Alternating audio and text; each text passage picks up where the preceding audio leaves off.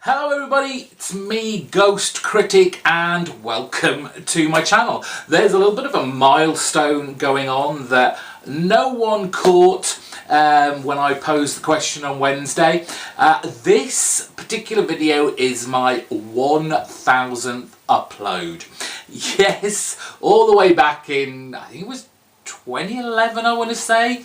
I started this crazy journey on my hobby, my passion of comic books, and in that time I've done so many, 1000 of them, and they've kind of run the breadth of different types of videos looking, well, what kind of videos have we done? We've done collection videos, I've done a collaboration series. I believe this was way back in the day when the community was a lot smaller than it is today, and correct me, but I believe that was the very first one that we ever did within the comic book community, and I'm quite proud of that, and being able to organise it and having all my good buddies join me in that journey. Obviously the weekly reviews, I've done Christmas countdowns, done podcasts, tag videos, comic book hauls, Q&As, and those end of year roundups and everything else in between that I've probably missed out on.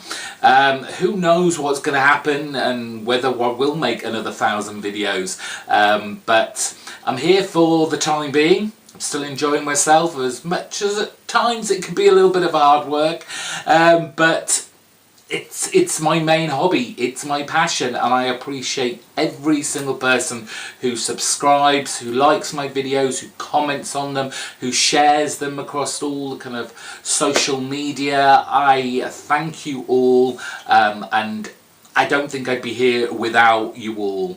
I'd just be sat here on my own talking to a camera.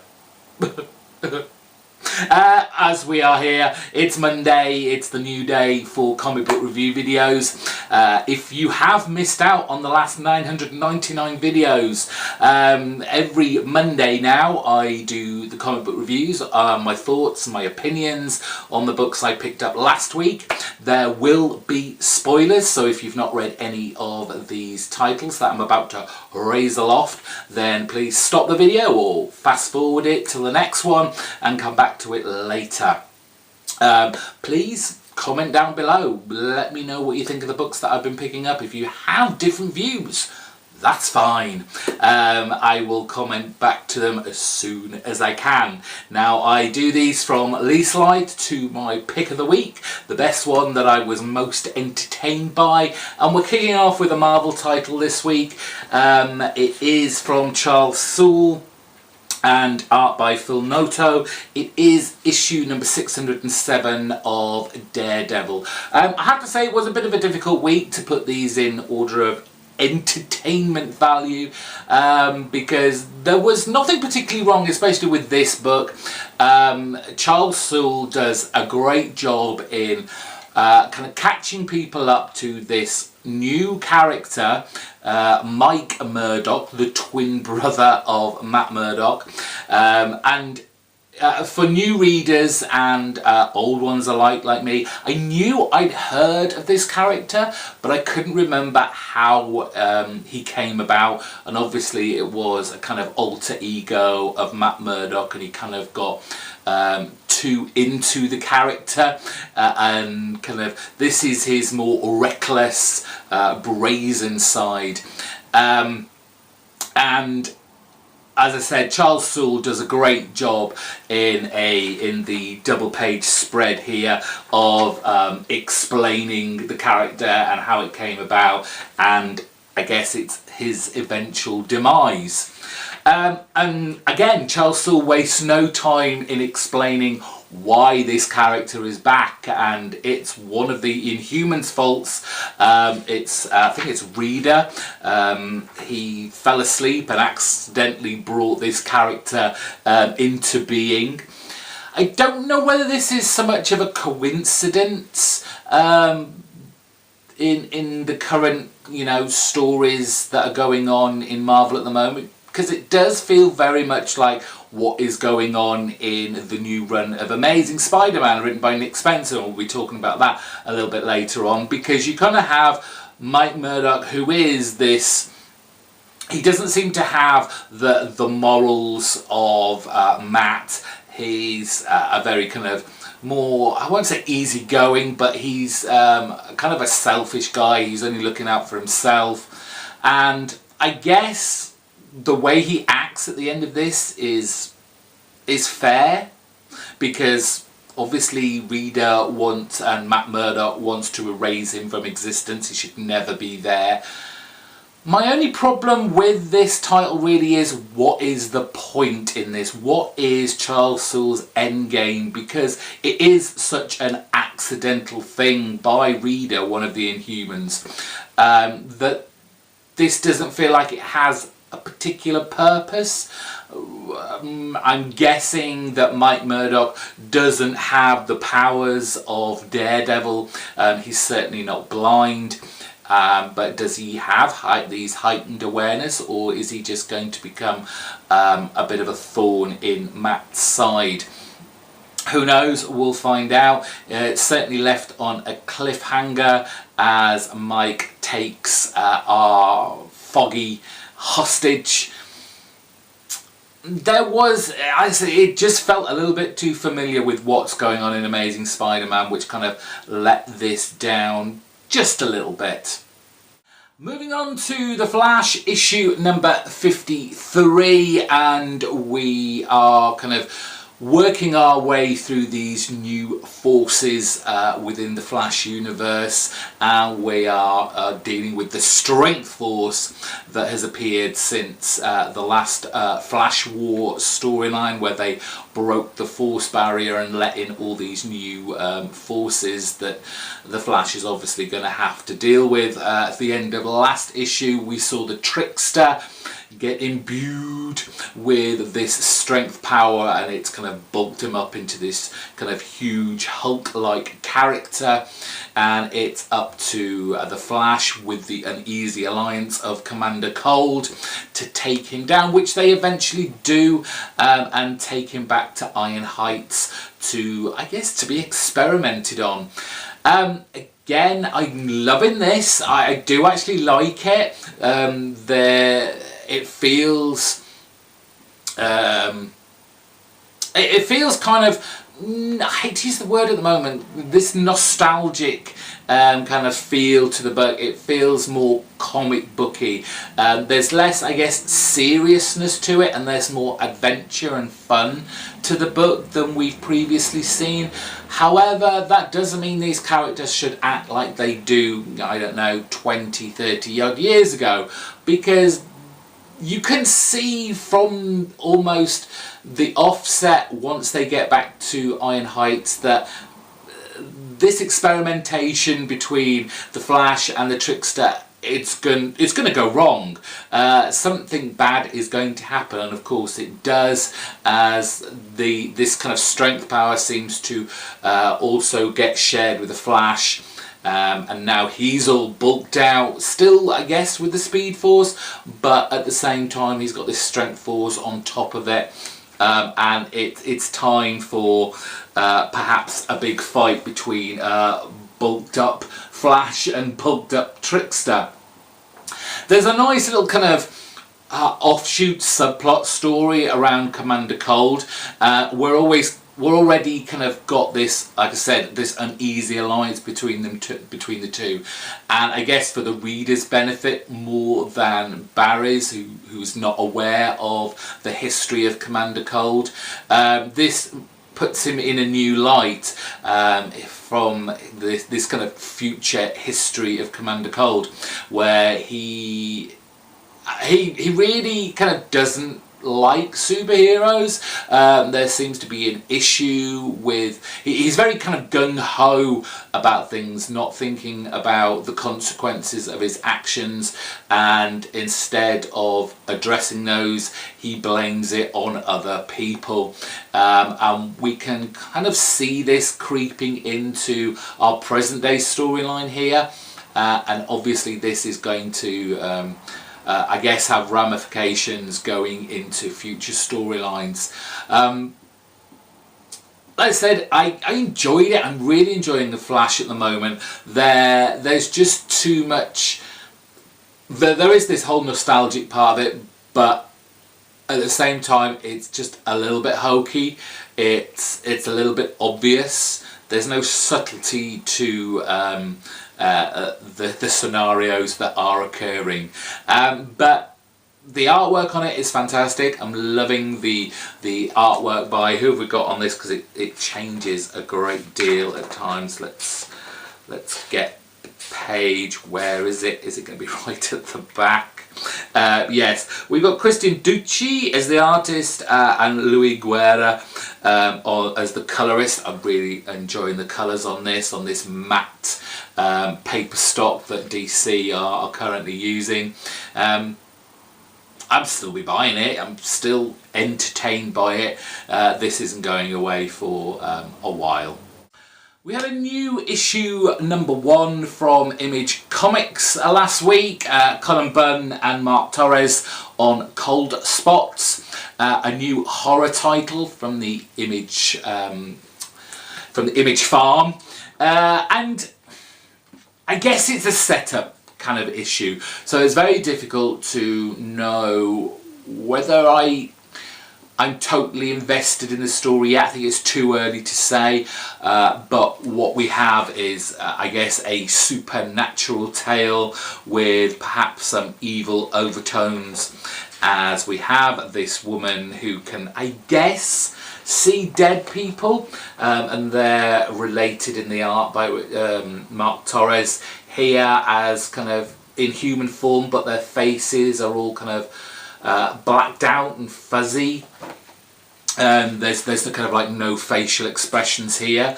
I guess we get our kind of anti-hero, antagonist, I guess, protagonist, whatever you want to call them, who's going to go in and investigate this little town where all this strangeness is happening.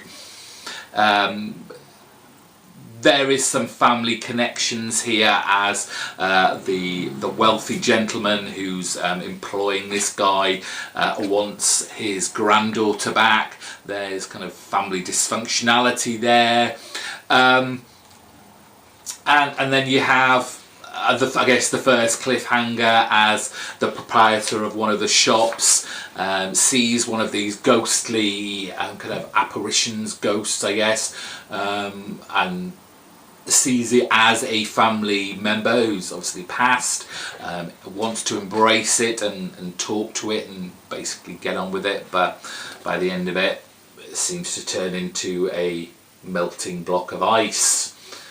As I said, I'm not 100% sure about this book. Again, it was enjoyable. I like the genre. I like the supernatural spookiness of it. I guess there has been lots of questions raised to be delved into by Cullen Bunn along the way.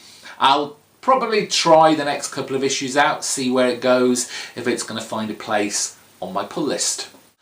The latest incarnation, the latest run of The Amazing Spider-Man by Nick Spencer and Ryan Ottley continues. Issue #4 came out last week and it's still a lot of fun. Again, that word, it still feels very nostalgic, throwing Peter Parker back to kind of the old days where nothing seems to go right for him in his kind of family life, his work life, his now college life I guess, and everybody hates him.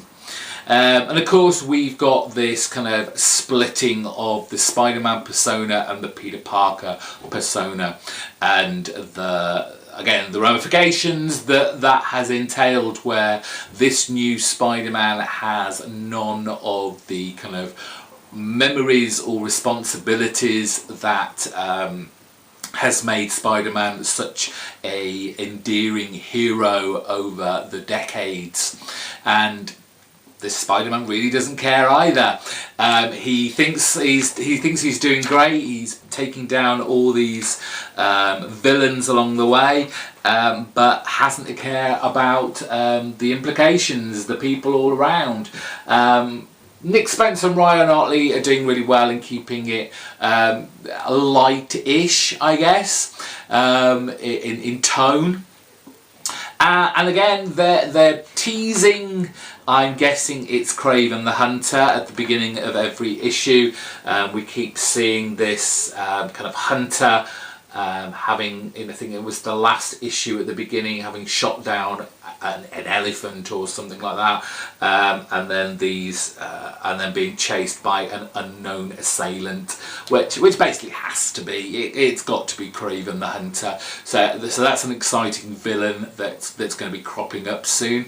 The villain for this piece is was it Mendel Storm or Strom? Come on, Mendel Strom, this guy here. He's the one that is controlling these Tri-Sentinels, and I guess Nick Spencer throws in a little bit of humour here in that it's like, who the hell is Mendel Strom?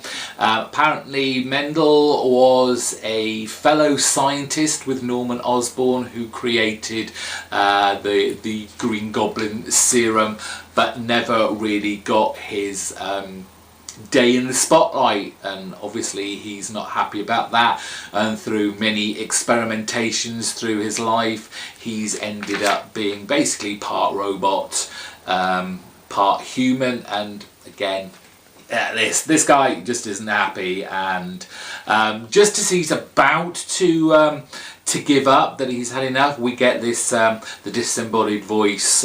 We have someone talking to him, telling him it's not time to give up. He can still take down Spider-Man, and there's more Tri-Sentinels to assist him in his endeavour in taking down Spider-Man and becoming ruler of the world. It's a fun time. I'm so happy to have the main Spider-Man title back on my pull list, and they're both doing a great job on this. So as long as it keeps this tone, throwing in lots of villains that we all love to hate and hate to love, I'm on board. The Punisher gets a new #1, a new start from Matthew Rosenberg, and it's kind of like, where does a creative team go now after the last big bombastic storyline? Well, Matthew Rosenberg certainly does not disappoint with this new run of The Punisher, continuing really from the last storyline. He's now without the War Machine armour.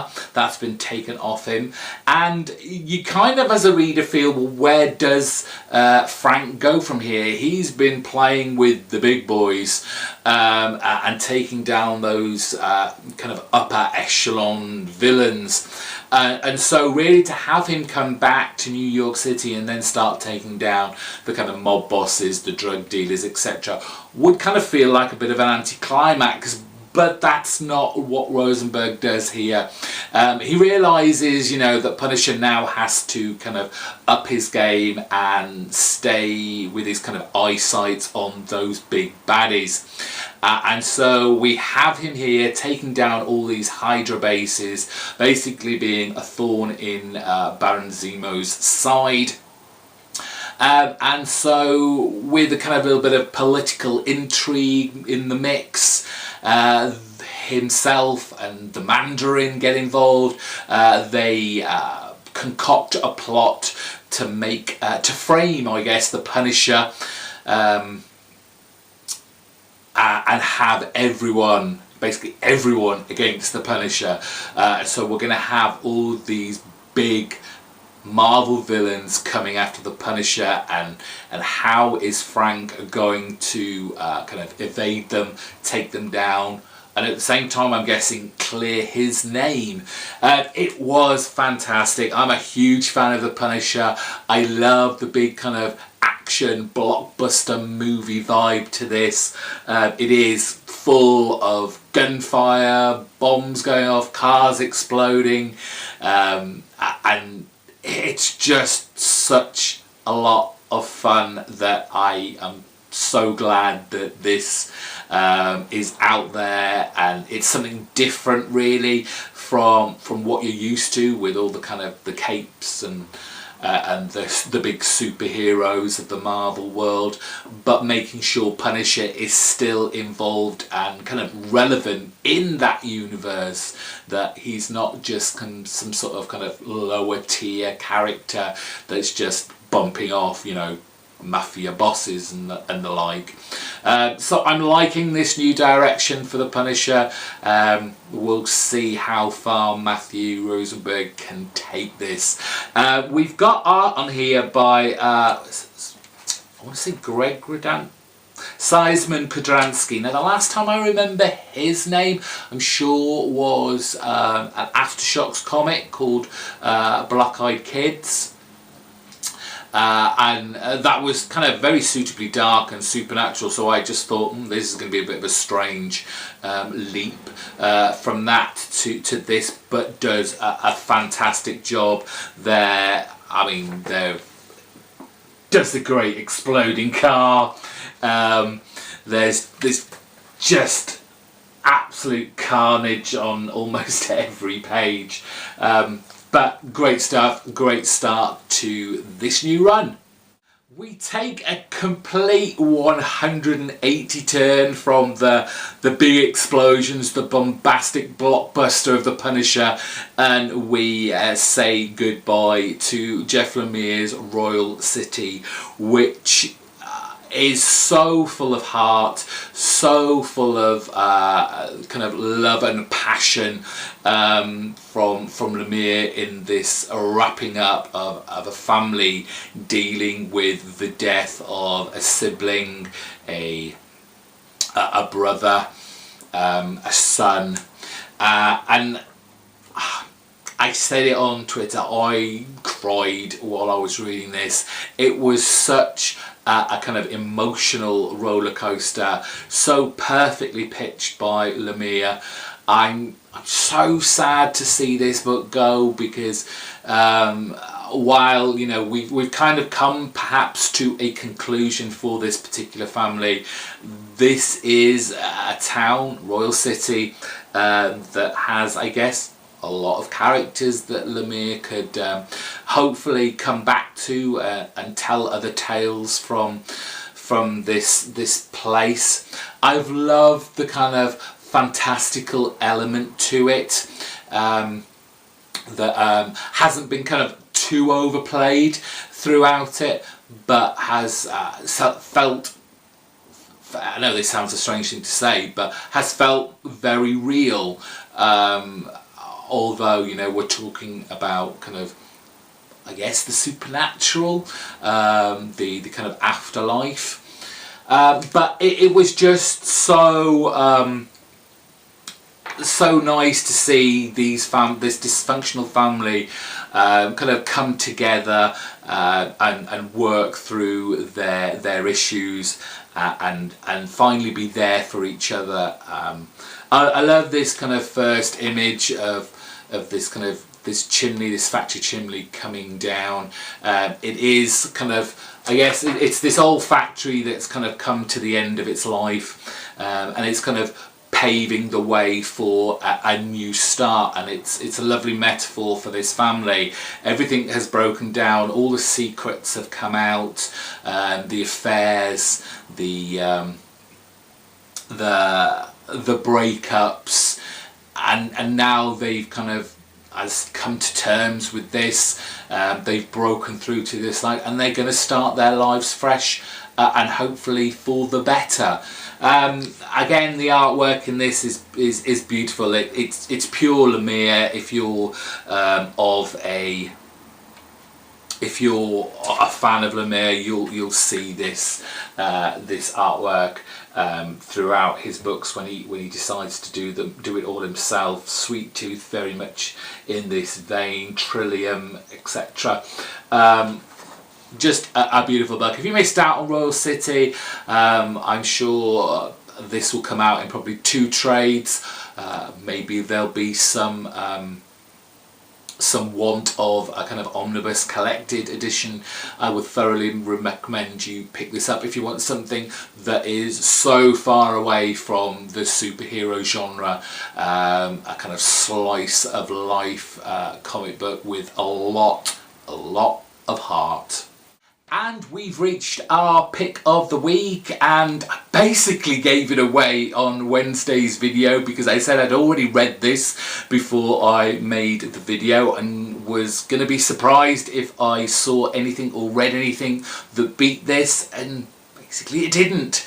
It's Jason Aaron and Ed McGuinness's The Avengers issue number 6, wrapping up our first story arc, and it was fantastic. For pure entertainment reasons alone, this is the best Marvel that's coming out at the moment.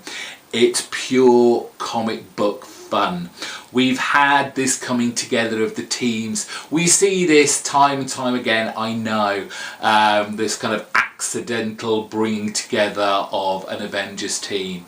But we've got very kind of differing characters being thrown in the mix these days, and it's going to be fun in the future seeing how these all kind of play off each other. But again, much like kind of the Punisher, but in a more comic booky, kind of fantastical, unrealistic way, this is no more kind of exciting and bombastic and blockbusteriness than, like I said, the Punisher was, as this is the final fight between the Avengers, this new team, and this black Sentinel host that's been killing all the rest of the Celestials and now is going to bring Earth to its knees and just basically kill everyone. And it's one of those moments, and Jason Aaron does a really good job in without being over verbose about it or wasting pages on it, shows us how kind of this event is felt worldwide, and while you may not see the characters, or you only see them briefly, you see it affecting kind of Man-Thing, you see it affecting I think it's Gladiator, I think his name's Gladiator, one of the Shi'ar Imperium's big kind of security blokes. Obviously there's Wakanda thrown in there. There's it's felt in the mystical city of Kunlun, which is all kind of Iron Fist. They're all fighting it all over the country, all over the world, but obviously we're centered on our new Avengers team. Obviously Ed McGuinness's artwork is fantastic. It's bright, it's bold, it's brash, it's colourful, and you are just taken on this kind of fast-paced ride that just never gives up until the very end.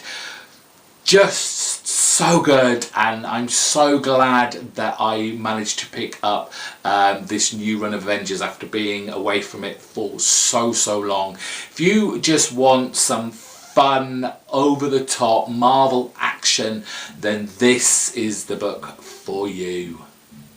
And that's it for me this week. Thank you all for watching this 1000th video of mine.